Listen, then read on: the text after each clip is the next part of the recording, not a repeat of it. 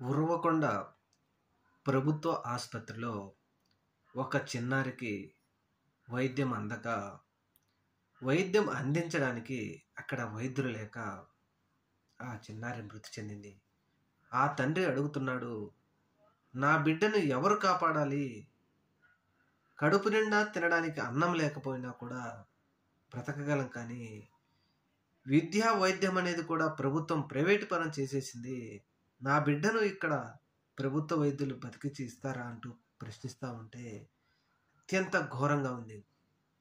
మాజీ ముఖ్యమంత్రి వైఎస్ఆర్సీపీ పార్టీ అధినేత వైఎస్ జగన్మోహన్ రెడ్డి గారు ఆంధ్రప్రదేశ్ రాష్ట్రంలో ఇటువంటి పరిస్థితులు రాకూడదు అని చెప్పేసి 17 మెడికల్ కాలేజీలతో పాటు వాటికి అనుసంధానంగా మల్టీ స్పెషాలిటీ హాస్పిటల్ చూస్తే పేదవాడికి మెరుగైన వైద్యం అందుతుంది.